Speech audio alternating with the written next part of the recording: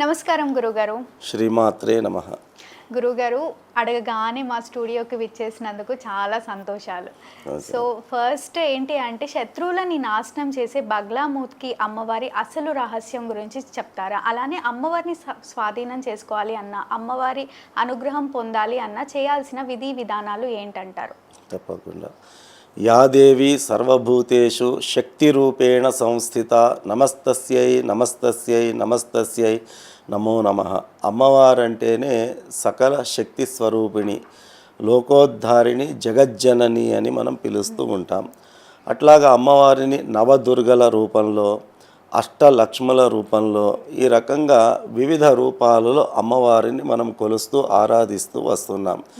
అట్లాగే ఇప్పుడు మీరు ప్రస్తావించినటువంటి బగళాముఖి అనేటటువంటి అమ్మవారి ఇది దశమహావిద్యలకు సంబంధించినటువంటిది. మనకు దశమహావిద్యలు అని ఉన్నాయి. అంటే 10 రకాల అవతారాలతో అమ్మవారిని మనం స్తుతిస్తాం. ఇది తాంత్రిక విద్యా విధానంలో పూజలు అనేటటువంటివి జరపబడతాయి. ఈ దశమహావిద్యల్లో 8వది బగళాముఖి అమ్మవారు. అయితే బగళాముఖి అని అంటే అర్థం ఏమిటి అంటే, బగళ అంటే సంస్కృతంలో బంధించడము అని అర్థం, ముఖి అంటే ముఖము అని అర్థం, ముఖము. బగళాముఖి అంటే అమ్మవారు దేనిని బంధించి ఉన్నది అంటే ముఖమును బంధించి ఉన్నది. ఎవరి ముఖాన్ని బంధించి ఉన్నది ఇక్కడ అంటే మాదనుడు అనేటటువంటి రాక్షసుడి ఆయన వాక్కు చేత దేవతాశక్తులనందరినీ కూడా ఇబ్బంది పెడుతూ ఉంటే అమ్మవారు ఆ మాదనుడు అనేటటువంటి రాక్షసుడి యొక్క నాలుకను ఒక చేతితో ఆ రాక్షసుడి యొక్క నాలుకను పట్టుకొని మరొక చేతితో తన యొక్క ఖడ్గాన్ని దునుమాడుతూ ఉన్నటువంటి రూపమే బగళాముఖి రూపము అనేటటువంటిది. కాబట్టి అమ్మవారి యొక్క రూపములోనే రహస్యము ఇమిడి ఉన్నది. అంటే ఈ రూపముతో ఉన్నటువంటి అమ్మవారిని కొలిస్తే వచ్చేటటువంటి ఫలితాలు ఏమిటి అని అంటే అమ్మవారిని ఎలా వశం చేసుకోవాలి అనేటటువంటిది మీరు అడిగారు. అంటే ఈ రూపంతో ఉన్నటువంటి అమ్మవారిని కనుక మనము కొలిచినట్టయితే ఎలాగైతే ఆయన నాలుకను బంధించి ఉన్నదో, అమ్మవారు ఒక చేతితో ఆ మాదనుడి నాలుకను బంధించి ఉన్నదో అది దేనిని తెలియచేస్తుంది అంటే ఈరోజు సమాజంలో మనం చూస్తూ ఉంటాం. రకరకాలైన పుకార్లు షికార్లు కొడుతూ ఉంటాయి. అనవసరంగా సంబంధము సూత్రము లేనటువంటి రూమర్స్ వచ్చే దానివల్ల ఇబ్బంది పడుతున్నటువంటి సందర్భాలు ఉంటాయి. అవాక్కులు చివాక్కులు పడుతూ ఉంటాం. సంబంధం లేనటువంటి విషయాలు మన నెత్తిపై మనకు పడుతూ ఉంటాయి. దారిన పోయే ముళ్ళ కంచె నెత్తిల పడ్డట్టు అని సామెత చెప్పినట్టు మనకు సంబంధం లేనివన్నీ కూడా మనపై ఊడి పడుతూ ఉంటాయి. ఈ రకమైనటువంటి ప్రతికూల పరిస్థితుల నుంచి మనం బయటపడాలంటే మనము బగళాముఖి అమ్మవారిని విశేషంగా ఉపాసించాలి. ఆ రకంగా బగళాముఖి అమ్మవారిని ఉపాసన చేయడం చేత ఈ రకమైనటువంటి పుకార్లు, అనవసరమైనటువంటి పుకార్లు కానీ, వదంతులు కానీ, లేకపోతే సంబంధం లేనటువంటి విషయాల్లో ఇబ్బందులు కలగడం కానీ ఇవన్నీ కూడా తగ్గిపోతాయి. శత్రుబాధ నివారణ అంటే సమాజంలో అగౌరవము పాలయ్యేటటువంటి పరిస్థితులను దూరం చేసి గౌరవ ప్రతిష్టలు అనేటటువంటివి పెంపొందింపబడతాయి. మరి అమ్మవారిని ఎలా వశం చేసుకోవాలి అనే ఒక మాట మీరు అన్నారు. అయితే అమ్మవారిని వశం చేసుకోవడము అంత సులభమైనటువంటి విషయం కాదు, అలాగని అసాధ్యమైనటువంటి విషయం కూడా కాదు. మనము నియమ నిష్టలతో గనక మనం అమ్మవారిని ఉపాసించినట్టయితే తప్పకుండా అమ్మవారిని మనం వశం చేసుకోవచ్చు. అయితే దశమహావిద్యలు అనేటటువంటివి అత్యంత విశేషమైనటువంటివి. ఎవరు పడితే వాళ్ళు, ఎప్పుడు పడితే అప్పుడు, ఎలా పడితే అలా ఈ యొక్క అమ్మవార్లను ఉపాసించడానికి అవకాశం లేదు. కాబట్టి మొట్టమొదటగా బగళాముఖి అమ్మవారిని పూజించాలి అనేటటువంటి సంకల్పం కలిగితే మొట్టమొదట చేయాల్సినటువంటిది ఏమిటి అంటే ఒక సద్గురువును ఆశ్రయించి ఆ గురువు ద్వారా అమ్మవారి యొక్క బీజ మంత్రం ఏదైతే ఉంటుందో ఆ బీజ మంత్రం ఉపదేశం తీసుకొని ఆ ఉపదేశాన్ని అనుష్ఠానం చేసుకొని మంత్ర పునశ్చరణ చేసుకొని మంత్ర సాధన గావించిన తర్వాత అప్పుడు అమ్మవారి పూజలో మనం ప్రవేశం చేయాలి. అప్పటి వరకు చేయడానికి అవకాశం లేదు. ఎందుకంటే సామెత చెప్తారు, తేలు మంత్రం రానిదే పాము పుట్టలో చేయి పెట్టారట.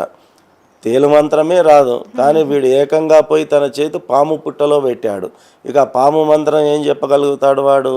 అట్లాగే అమ్మవారి యొక్క రూపం తెలియనిదే, అమ్మవారి యొక్క విశేషత తెలియనిదే, అమ్మవారి యొక్క బీజమంత్ర సాధన లేనిదే, అమ్మవారిని ఎలా కొలవాలనేటటువంటి నియమనిష్టలు తెలుసుకోనిదే అమ్మవారి ఉపాసన చేయడానికి అవకాశం లేదు. కాబట్టి ఆ రకంగా గురుముఖతః సశాస్త్రీయంగా ఉపదేశం పొంది సాధన చేసి అమ్మవారిని మనం పూజిస్తే తప్పకుండా అమ్మవారి అనుగ్రహం మనకు కలుగుతుంది. గురువుని ఖచ్చితంగా సంప్రదించాలి. తప్పకుండా గురువు అనుగ్రహం చేతనే, గురుముఖతః ఉపదేశం పొందిన తర్వాతనే చేయాలి. లేకపోతే బగళాముఖి సాధనకు సాహసం చేయకూడదు అనేది మా యొక్క సలహా. ఓకే. అయితే అమ్మవారికి పసుపు రంగు అత్యంత ప్రీతికరం బగళాముఖి అమ్మవారికి. అందుకే అమ్మవారికి పీతాంబరి అనేటటువంటి పేరుతో కూడా పిలుస్తూ ఉంటారు.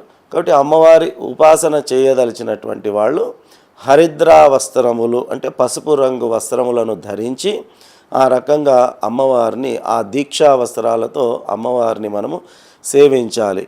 ఇందులో ఎన్నో రకాలైనటువంటి విశేషమైనటువంటి రహస్యమైనటువంటి పూజా పద్ధతులు ఉంటాయి.